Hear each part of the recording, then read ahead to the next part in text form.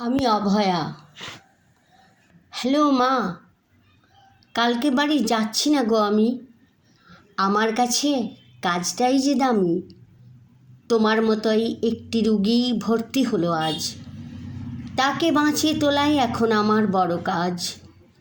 সে তোমার মতোই হাসে মাগো, আমায় কাছে চায়। তোমার মতোই মুখখানা তার মাখানো মায়ায়। আজ আমার ছুটি নেই মা, রাতে থাকতে হবে সব রুগীদের সাথে। ওরা আমায় ভরসা করে যে মা, কত ঘন্টা ডিউটি হলো হিসেব করো না। রাগ করো না মা গো, আমার কথা শোনো। সেবা ছাড়া তোমার মেয়ের আর ব্রত নাই কোনো। প্রাণপণে তাই করব সেবা, এতেই আমার আনন্দ মা। তুমি ছাড়া বুঝবে বলো কে বা?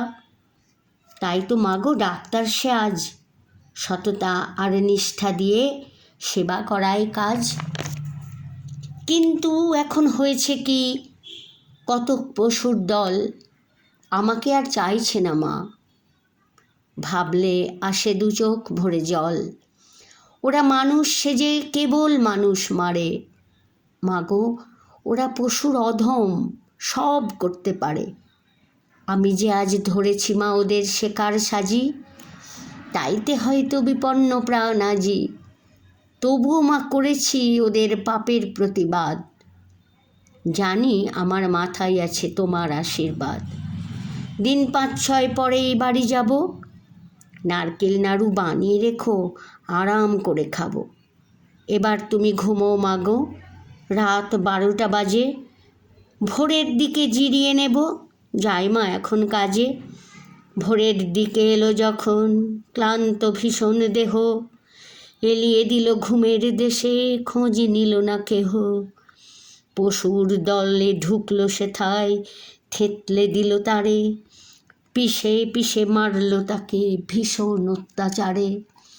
নৃশংস এই বর্বরতার সাক্ষী যে ঈশ্বর, তাঁর বিচারে সাজা পাবেই ওই পশু বর্বর।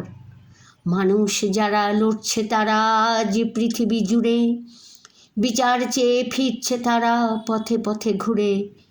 তবু ভরবে না তো কোনো দিনও মায়ের শূন্য বুক, ঘুচবে না তো বাবা মায়ের মেয়ে হারানোর দুঃখ, ঘুচবে না তো বাবা মায়ের মেয়ে হারানোর দুঃখ।